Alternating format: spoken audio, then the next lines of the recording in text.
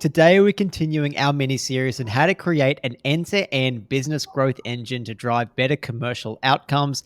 In particular, we're sharing the next step of our shared framework, which is all about how to maximize the chances of winning deals. Welcome to the B2B Playbook. We built this channel for small B2B marketing teams who want to drive more revenue for their business. Every week, we're showing you how to create more demand for your brand step by step using our 5Bs framework. So if you're time poor, resource strapped, but you still want to make a big impact on your business, make sure you hit that like and subscribe button down below so you don't miss an episode.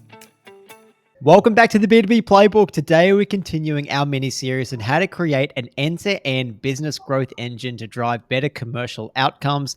In particular, we're sharing the next step of our shared framework, which is all about how to maximize the chances of winning deals. Again, we're doing this in partnership with our good friend of the podcast, Adem Manderovic from Disruptor. As a 7 times ex-head of sales, Adam fills any gaps that we have in our framework from a sales point of view. We're going to be leaning on him very heavily in this episode. Adam, I'm just going to kick us off with a quick recap of what we've covered in the last 3 episodes to give listeners and viewers really almost everything that they need to win new business. We started off in the first episode looking at how you can set yourself up for success by defining your next best market, deeply understanding them, cataloging them, and prioritizing them. We then showed you how to map the buying journey and create content that makes your dream customer prioritize the problem that you solve and lead them to the logical conclusion that you're the perfect person to do it. We also showed you how to overcome any objections to make a strong business case with permission-based creative. And finally, we worked through how to get this information into the hands of your dream customers. These are really the steps there. So this was all around cataloging the market, getting their triggers, understanding pains, anxieties, why you're such a great fit, creating those messages, using permission-based creative, mapping your content to their buying journey, and then, of course, that key part of distribution. How do we actually get this into the hands of people? And now that takes us, Adam, to our next step today, which is how do we maximize our chances of winning deals? And we are taking inspiration from Adam's experience with mega deals and how they're structured. Adam, maybe you can kick us off by telling us why mega deals are the gold standard for this process. Thank you for having me back again, George. Yeah, good question. So if we look at what happens in deals that are between, say, $800,000 right up to $50 million, this is basically what happens. So what would this, you would assume from that these are the best components of how the big players and all of the pieces and every single aspect and nook and cranny that they take when they're trying to make sure that they get those deals, right? So if we can explain a lot of this in how we would also be able to do this at a lesser scale, companies will be able to realize at what tipping point they could take some of this, all of this, none of this, and make it right for them. So yeah, if we could, I guess the best way to start would be to look at the components of what we've talked about just now, which will be if you haven't cataloged the market, so you won't know. So the common thing in sales-led growth organizations that we see today is they don't know who's going to go to market, when they're going to go to market, who they're currently with, what they're paying, and what their winning tender would need to look like, right? So that's one. That's what you'd cover off in cataloging the market. And the objection part of that is if you're not speaking to your pre-existing customers and why did they leave, or your close lost, and what could we have done better, George? Or is there anything else that you didn't tell us at the time of why you didn't purchase from us? You won't know your live objections. Now, the other missing component that we see for sales-led growth methodology companies, organizations, as well as the agencies themselves, is how to calculate your annual contract value. If you don't have these 3 components, you won't know if the next part of what we're going to discuss here today actually makes sense to implement within your business. So that could be as simple as how many seats you've got for the eligibles within that organization. That could be how many vehicles they're going to have within that organization. That might be how many financial advice packages they're going to have within that organization against the eligibles that are likely to going to use product, service, etc., times by the unit price gives you the annual contract value. So that should be no surprise for anyone. But I do know, and we both acknowledge that in a lot of organizations today, that step is basically missed and overlooked. But if you look at companies that no longer understand how to build a formal RFP or RFQ process, they don't understand the cataloging the market, and they miss the annual contract value, they don't actually have the recipe for success. And it's also likely that they don't have the known objections. So those three things, if we've got those, we can move forward into something that we used to call a live quoting day. So that would look like something like this. I'm hoping you've got really cool diagrams here, George. So the reason that we I've call done it my live, best. I've done my the best. reason, that we call it live quoting, this would also apply for tech SaaS, for example, where this would be a live demo day. So this could be something like at that employer or organization where you've invited the buying committee, the people that are going to really make the key decision on whether this is going to move forward, as well as who are going to be the key users of the service, product, or self-service portal if it's a quote, right? So this is important. So this could be a presentation, it could be how to use the product yourself, or it could even be at the downstream of that, how to use it as a demonstration of tech SaaS. So that should be pretty clear from mega upstream to mega downstream in terms of value across industry sector of why you would do that. You've got all of those people in the one room. You're walking them through what it looks like to work with us, how to add on other things. And while you're doing that, you can isolate and overcome any objections that they have while you're going through this live. So hopefully that makes sense, right? Now, where the mega deal may have a little bit of a difference to what would be on the smaller scale, I'll just walk you through it. At that point, you'll have a pretty good handle on the room of if they're going to proceed, what that looks like. Then you can segue into, George, this is what it might look like to work with us. And to work with us, we would discuss something like a communication plan. So that communication plan might have how often you're going to see us, how often we're going to have video calls, who's the backup contacts, where all the parking are, is that validated, what presents they need, do they expect coffee, etc. At that point, you will also say at the mega deal size, you could also introduce, George, this is our key account management team right here.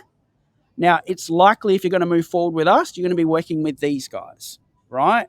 So you can tie all that into this day, which is presentation, demo, live quote. You've got your key decision makers there. You've got your mega users there.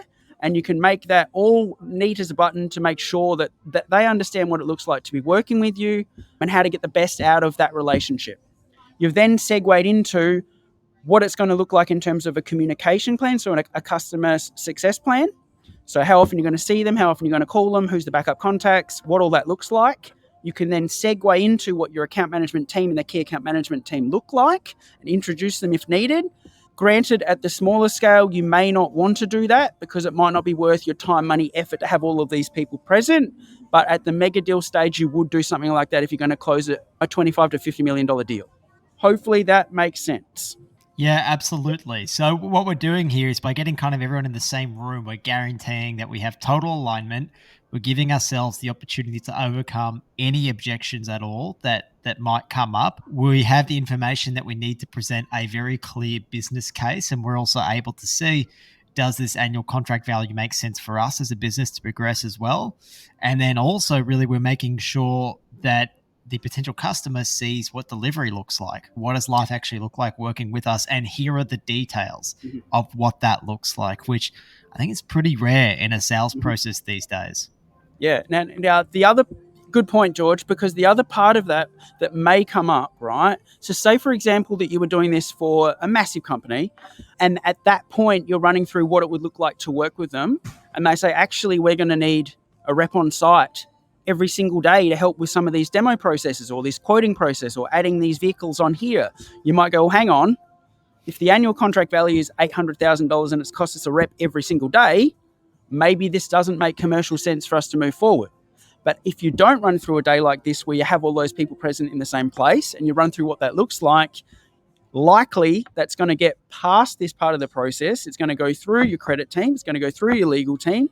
Then they're going to get to customer success. Then they're going to chuck a wobbly that you don't align with what can be serviced and what can't be. So it's always better to do this up front, all in one place, get everything on the table. That would also then lead you into say that's all going well and everything you've covered off on there and they're liking and you've got the attention of the room, you can then work around with, from here, George, or customer B, we will need, we possibly at mega deal stage, we will need company credit, 2 years operating, this type of VITA score, this type of Verifax score. Then you'll walk them through, as you would know being an ex-lawyer, or maybe a still practicing lawyer. I'm kidding. Whose pro forma are we going to use? Now, the reason, again, you'll ask these questions and walk them through the process with everyone in front of you is if there's going to be any clauses or we can't use that pro forma, you want it to come up there. You don't want it to be going back to sending it through your legal process. It goes through a doc review and then it keeps coming back and it just spins around for the next month because you've probably wasted more money than what it's costing you to put the deal on. So that's really important why this happens at this part of the process, to make sure, again, it's commercially viable for not to pay George $1,000 an hour to look over the clauses that he doesn't want to cover in the first place, if that makes sense. Makes total sense. And look, right there with you on the lawyer hating. Someone who's been there. Not a fun. They're always the fun police, that's for sure. They're trying to shut everything down. There's a lot of good ones out there, but yeah, no, absolutely, always trying to shut everything down. So you're right, we've got to start with the end in sight. And so that's why it's so important to do all of this and do this work up front to save us at the back end here. And then, so Adam, once we've got all that information nutted out, what are we sending to them after? Are we sending them like a presentation after? What are we sending them? Yep, good question, George. So we would call that at that mega deal stage, and people can make their own assessment if this works for them on the downstream. We would send them what we would call a commercial pack. So customer, from here, we're going to need, as I discussed, your financials. Here's the application. We're going to need this. You're going to need to fill out this pro forma for the legal contract review. Or here's some of the stuff in terms of the logins to use this if we're going to proceed, etc. And then what some of the onboarding may look like. Now, the reason that you do this while they're all in the same room is you're lowering the bar of acceptance to make sure that they can reply. So doing this then and there, you can send this to them electronically, hopefully from your system while you're doing it, and make sure that they've confirmed to receive it. While they're still in the room, you book the next stages of the conversation live. So what that would look like is literally sending the pack with an attachment inside of that request to make sure that they can say that they've received it then and there. So then you don't have to backpedal and keep following up to make sure that they've received it. Then you would obviously be looking at working out what it's going to look like working into onboarding, but that's probably the elements of what we would use in a mega deal. People would obviously need to calculate whether this makes sense for them to do this on the lower end, or at what point is that commercially viable for them to do this in like a tech SaaS situation. But you would know that if you've covered off on the parts of our dual process previously discussed at the top of this session. Love it. Very detailed. Just goes to show really how much alignment you really need to make these mega deals work at all. And there's so many lessons that we can take away for those who are listening and watching who are dealing with smaller contract values. Let's go into that a little bit more. We've spoken about it a bit so far, Adam. How does this work for smaller deals? How can we translate some of this? That live quoting day, I think we said that's probably more the equivalent of running a demo, right? So you've got someone who's interested in your product and you're sitting down doing a demo with them. Who's normally involved in that demo? What can we take from the live quoting day to the demo that those companies should use that deal with smaller contract values? Yeah, that's exactly right. If you're thinking of this in tech SaaS, it would just be the demo, but you could also be quite lucky where you may have also had the opportunity to scope out. There were multiple companies that you might be able to do this in terms of an association or a group, but we see that modern day in webinars. Oh, you've got it there. Yeah. But using the fundamentals of these pillars to make sure that they're getting the best possible experience so it's a mutually beneficial agreement is probably the key takeaway where it's going to set you and them for success. And then that should lead you into having a good onboarding and what that looks like, where we can probably discuss that in a next session, where there may also be what happens once you've dazzled them at onboarding, and is there any opportunity for opportunity spotting for referrals with them internally or referrals from their next best or their supply network as well. Fantastic. Okay, before we wrap things up, just to recap, Adam, so in this process, it gives us that opportunity, as you said, to really address like the main problem that it is that you're helping them solve, the key benefits from partnering with you, making sure there's total alignment across the whole business as to why you're a great fit for each other, showing off, of course, any parts of the product that they're particularly interested in, and then what that delivery really looks like. Again, make sure that we just have end-to-end alignment. Is there anything else you'd like to add to that before we round this out? Not other than the fact that, as we would both know, looking at all of the tech SaaS stuff that we see online, a lot of companies actually are very active speaking about the fact that they don't have this and they don't have that segued into a communication plan for customer success. So if you're doing all of these steps, you're not going to be one of those vendors that are basically just contacting your suppliers at certain points saying, hey, at this point next year, we're just going to charge you more money. Yep, absolutely. Okay, fantastic. I think that's all going to play in very nicely, Adam, into our next final step, I think, to our framework, which is all around how to complete your end-to-end business growth engine with an onboarding plan. And that really overlaps with customer success.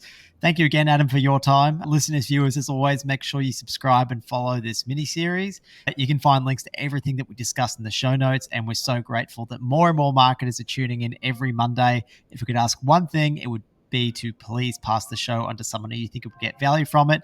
Also, check us out on YouTube. We've got plenty of fun drawings to complement this mini-series. Subscribe, comment. It's a huge help to us. We really, really appreciate it. Thank you, Adam, for your time. Thank you, viewers and listeners. Take care and catch you next week. Thanks, George.